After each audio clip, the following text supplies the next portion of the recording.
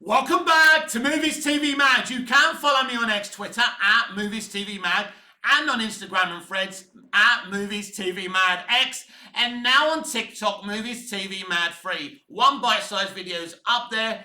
Give it some views because it's standing on 0 right now, and my ego doesn't really like that. I can't handle it. Anyway, welcome to Friday's edition of the Movies TV Mad Daily, and today we're going to talk about and review, well, more talk about Godzilla Minus One, the release date of Godzilla Minus One, a Japanese-made Godzilla movie. You know, the date of that release should be the death date for New Hollywood. Let's be clear, Asian film has always been superior to American film, superior to Hollywood in every way. But wow, talk about exposing Hollywood in one movie. In talking about Godzilla Minus One, the reason it's so good isn't because of its CGI and its outstanding Godzilla moments, because you see Godzilla's power, but you care about who he kills in this film, because there's so many great characterizations. There's only 2 main female characters in this film. And because it's set in 1945, 1946, or whatever it is, you know, I suppose the natural order of things are different. I wouldn't call it a diverse movie. This doesn't have any DEI because that's not how Japanese film works. There's Asian actors in this film. But really, the best thing about this film is the lead. He isn't an alpha male. He's a kamikaze pilot who arrives on an island claiming that his plane is damaged, but they can't find anything wrong. Basically, he doesn't want to be a kamikaze pilot. So Godzilla arrives and they tell him, get in your plane, use the gun in your plane, because their guns aren't doing anything. I don't think the guy's gun would have done anything anyway, because Godzilla, as we know, regenerates really, really quickly. But he chickens, he freezes, he doesn't do it. And he gets blamed for everyone's death on this island. I think only him and another guy survived, the guy who services the planes. So he has to live with that.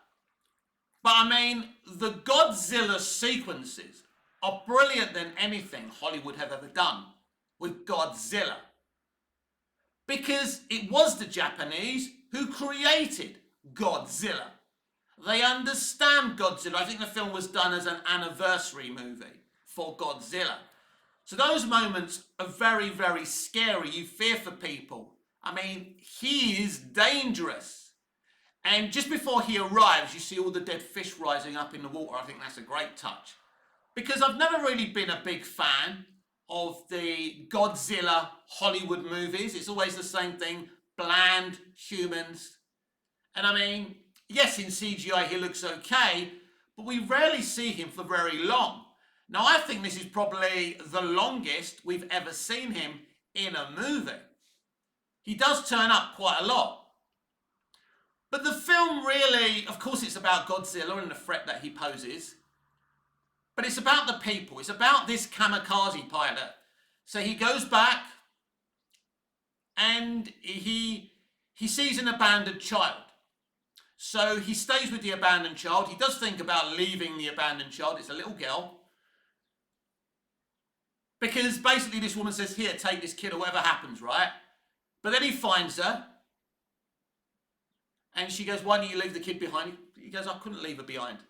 So anyway, you know, these 2 strangers, you know, these 3 strangers, this kid, the woman who isn't the mother of the kid, end up shacking up together. You know, they're kind of homeless, but they make this hut. And they become like this family dynamic. They're not dating. But it's clear that feelings are forming between the man and the woman. And he gets himself a job on this boat. And that's when Godzilla rises again. And it becomes kind of a psychological personal battle between this former kamikaze pilot and Godzilla.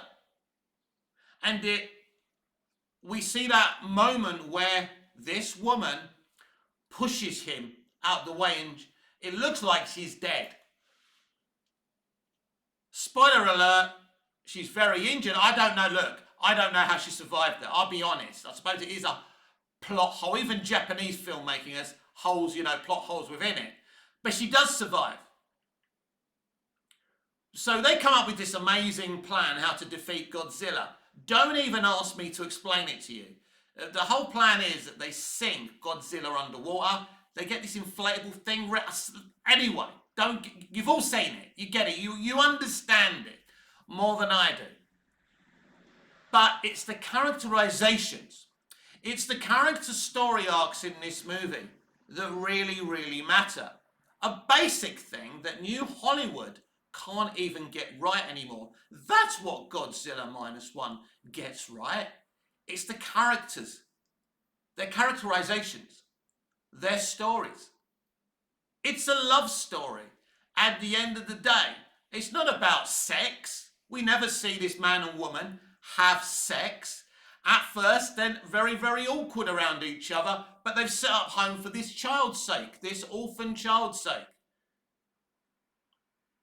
So it's a very interesting love story. But it isn't sexual in any way, shape or form.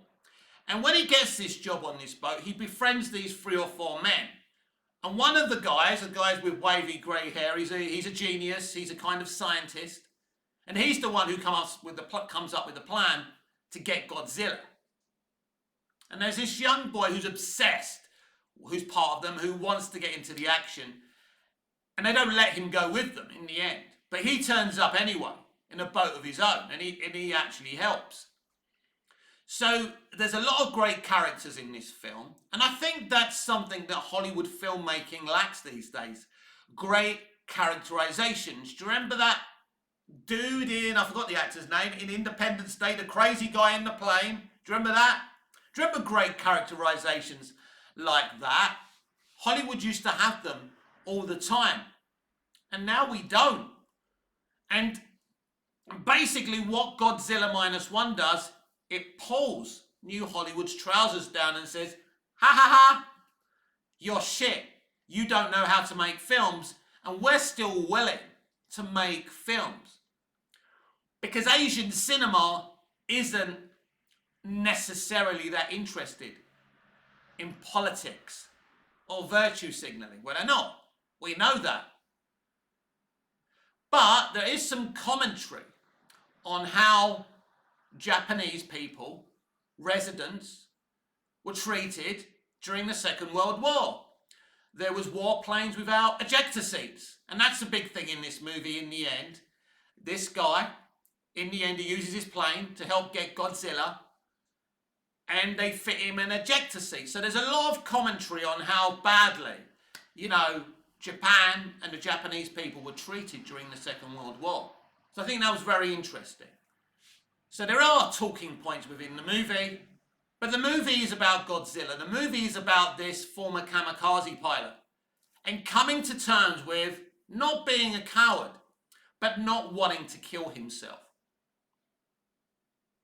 And ultimately, there is, when he thinks the woman's dead, there is this thing that maybe he wants to go. Now, earlier on in the movie, when the kid calls him dad, he says, "I'm not your dad."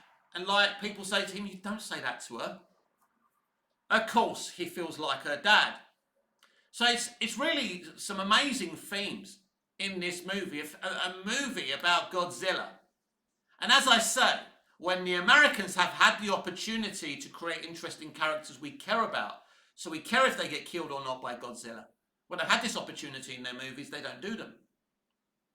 Because either they're too lazy, and we know that American storytelling is lazy in the current day. I mean, Hollywood has always been repurposing Asian film. Always. Look at Star Wars.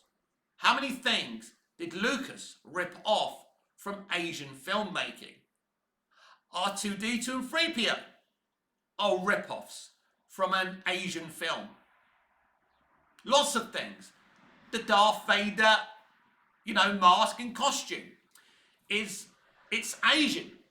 So are the stormtroopers. It's all ripped off. They've always been repurposes. No, James Cameron didn't have a fever dream about the Terminator. I won't go any further.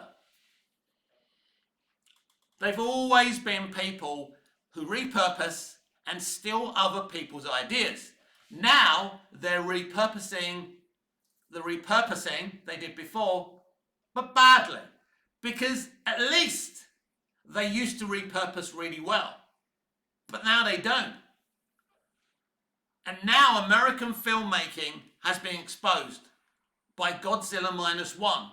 Who knew that an Asian, Japanese Godzilla movie would come out? And it's probably the best Godzilla movie ever fucking made. It's one of the best movies of its type ever made. And as I say, it shouldn't be rocket science to create good characters, good character arcs, good character dynamics. And in terms of the two women, there's a woman who looks after the kid when, these two people can't. And when they first meet, this woman doesn't even like this former kamikaze pilot. But she softens to him. And that's very, very interesting as well. So as I say, it is a unique movie for so many reasons. Because I don't even finish most American films these days. I can't sit through them. They're so blatantly fucking bad. It's like I'm making them, right?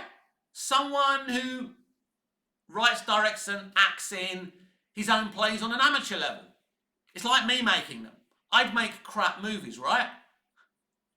So when I watch new Hollywood, new English-speaking movies or TV shows these days, whether they're English or American, I can't really sit through them because they're that bad. As I say, it's like I made them myself.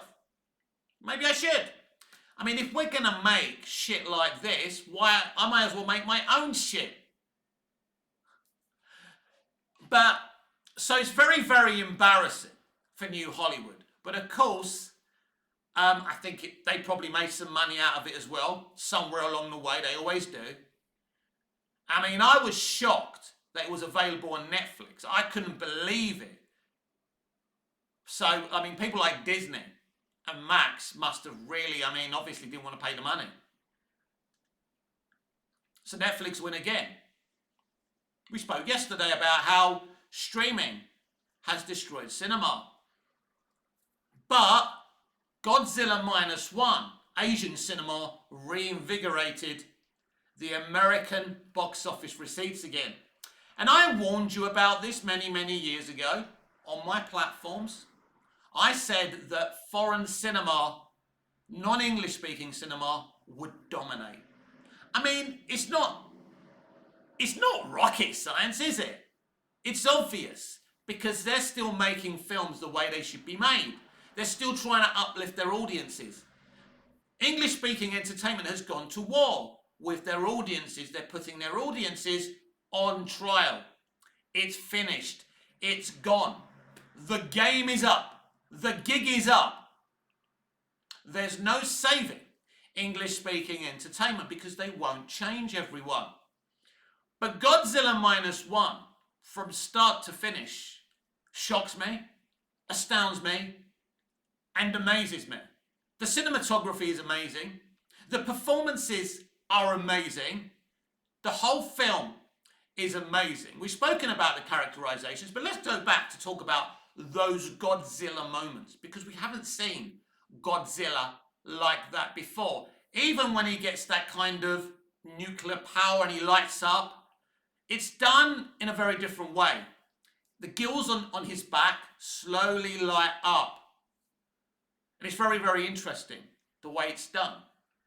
I mean, we recently, did we have Godzilla and Kong this year, right? I'd like to see the same people, the same director make a King Kong movie, if they're allowed to. That would be interesting. What Godzilla Minus One does, it proves that America can't make movies. can't make good movies, can't make good television anymore. It proves it. Because the success story of Godzilla Minus One is that it does these simple things right. Great writing, great characterizations. I promise you, you could do it. I do it. At my theatre. It's really about sitting down and using your experience as a person and your interactions with other people. You look at your experiences and you write them down. And you create, logical dialogue. I mean, Quentin Tarantino's dialogue is unique to anybody else's. He creates this environment where the temperature lifts the longer the conversation goes on. Nobody else does it. He's quite outstanding with dialogue, as well as being a great cinematographer and director. Quentin believes that anyone who loves film can make film. And I think to a certain point, and I understand what he's getting at, where many people who work in Hollywood would tell you, nah, you got to understand the camera. You got to understand where to point the camera. But the thing is, you could literally write and direct a movie where you have all the people who understand cameras, understand filmmaking, to do that for you. And maybe you're, like me, kind of good with people and can communicate what you want from them as a director in their performances. Because that's what a director used to be. It never used to be about cinematography or the camera. It used to be what kind of performance you get out of your actors. That's the kind of director that I am. That's the kind of director Richard Donner was. He couldn't draw to save his life. He knew what he wanted to see on the screen, but he needed the best people to come on to do it. So he got the best people and he focused on directing his actors. Dick Donner was a great director of actors. That's the best type of director to be. And I don't remember the director's name of Godzilla Minus One. I do apologise. That's not me trying to be clever. You know me and names, let alone a Japanese name, right? But I just think it's an amazing film. And you know that I hate almost everything these days. So, for me to say Godzilla Minus One is great, for me it's great. Because I don't really like jumping on bandwagons because everyone loves this film. Well, they love it because it's really, really good. It's amazing. By the end of the movie, when the credits roll, I'm crying. I'm literally fucking crying. You know that woman should be dead. And it's ridiculous. You know that he's going to have an ejector seat when you can't hear what the mechanic's saying to him. But it's kind of good predictability, isn't it? So you kind of know that, oh my God, how did she survive that? When you see her in the hospital bed and she's only got like an eye patch or something. But the other side of her face looks perfect. You know what I mean? But you let it go. Because you want them to be together. You want this man and this little child and this woman in this kind of family that's not blood related to have a happy ending. It's about them. It's about this kamikaze pilot. It's about war and what it does to people. And it's brilliant because they use Godzilla as a metaphor for war. World War II is just finished. They think they can get their lives back together. Then Godzilla comes on the scene. So it's amazing, everyone. It's amazing what you can do when you're focused. And I don't think there's anyone in that film production who doesn't like Godzilla. But they made a film, everyone. They made a film about people, about family. Now, I know if that woman was a new Hollywood woman, right, and she found a baby, she'd probably flush the baby down the toilet because women shouldn't, be homemakers and bring up children. It's wrong, right? Because she's a very traditional woman.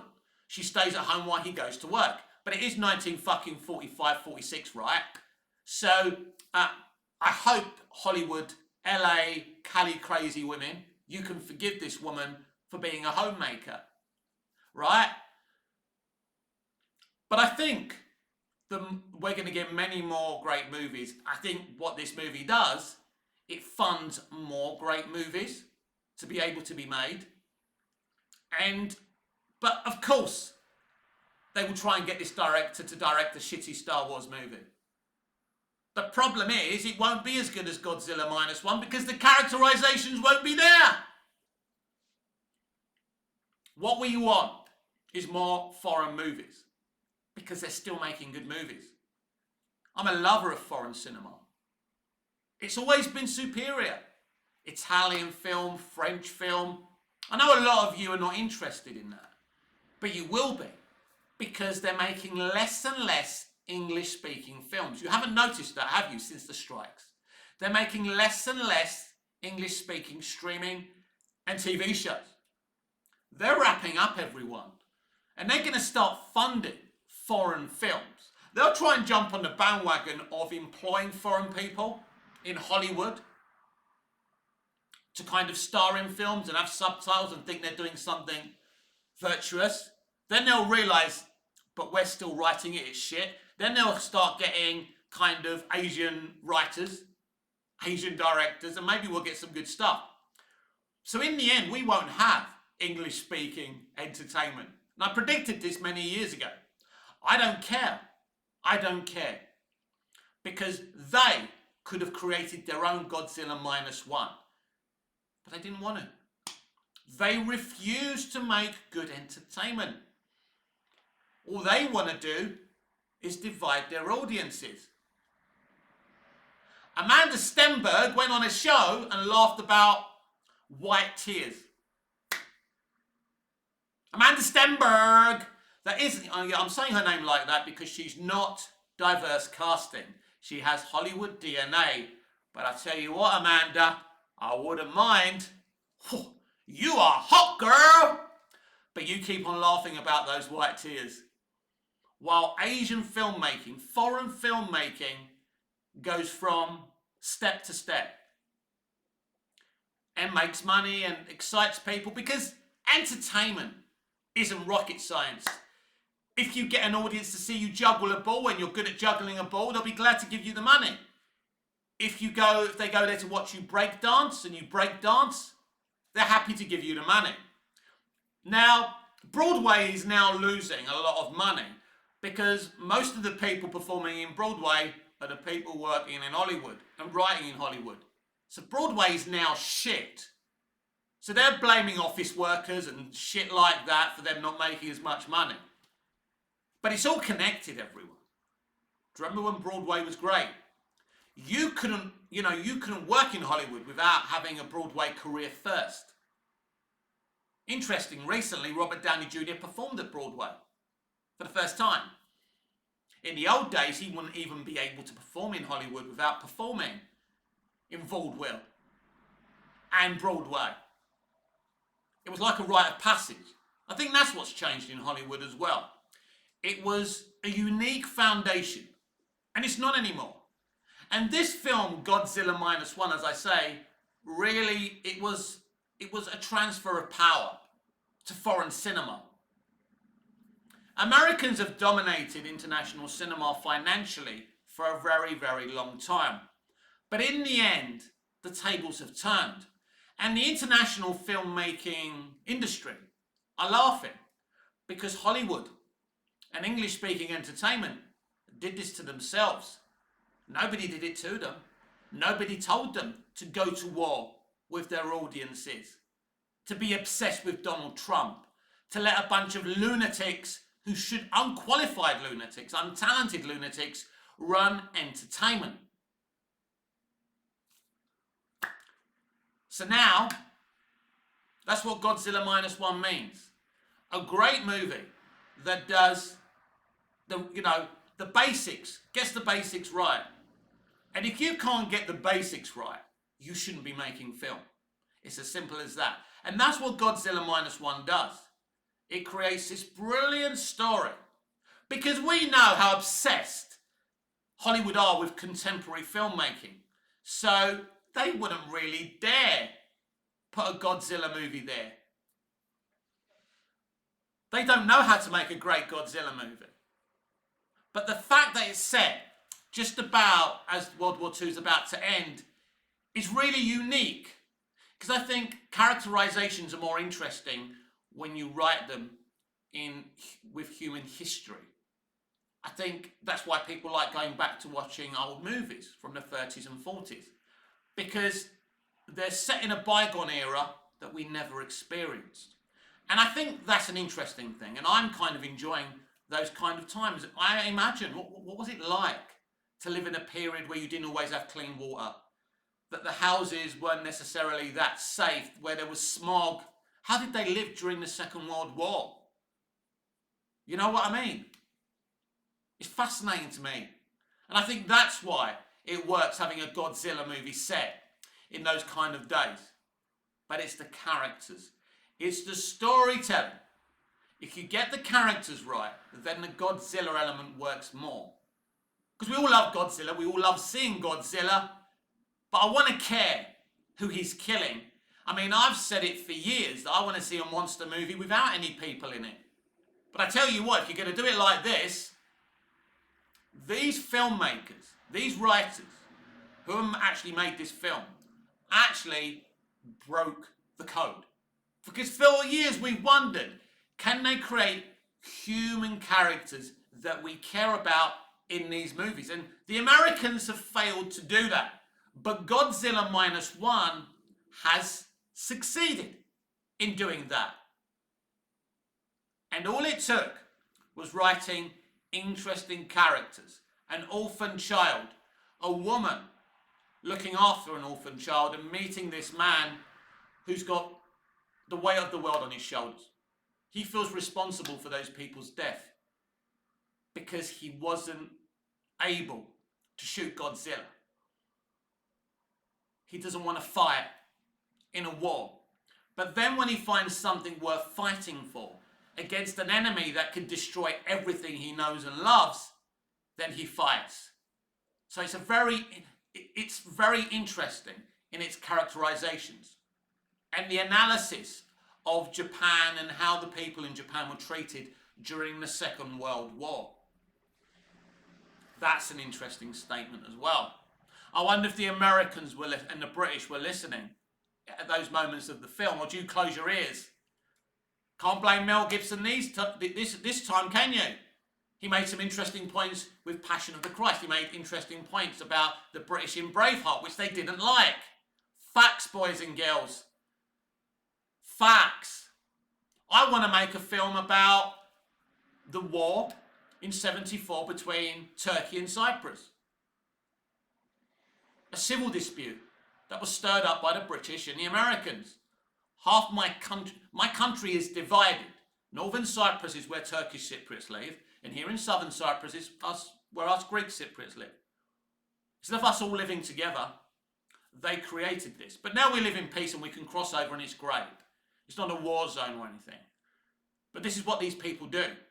So if you're British and American, you've got to admit this, the damage that your countries and your governments have caused in human history.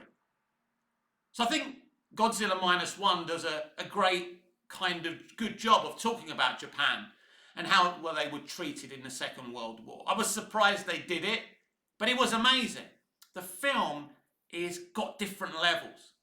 But as I say, for the first time, we got to like characters in a monster movie. They're just simple, everyday characters. The guy with the grey hair, the genius. The young boy. The other guys. It was so simple, but so effective. And you care about them. And you don't want any of them to die. And you want the kamikaze pilot and the woman and the kid to live happily ever after, as I've already said. So it's an old-fashioned film in a way, where you've got man, woman, love story. Can they be together? Oh no, she's dead, but she's not. But as predictable and as silly as that was, because there's no way she would have survived that, it doesn't matter. Because they've done such a good job with the character dynamics, you want her to still be alive. That's the point. It doesn't matter that it's silly, that she's still alive. That's the point. All I can say is, well done. I've watched it twice. I made the mistake of watching it in English language, which I regret. So I rewatched it in Japanese with the subtitles, a much better experience. If you can, watch the original performances. I'm not one of these people who's going to tell you must do it, but it's a lot. It doesn't come across as well when you've got the English audio on. I'm Mick, your host with the most. Just ask your girlfriends and your wives, and this has been my review and my thoughts on Godzilla -1.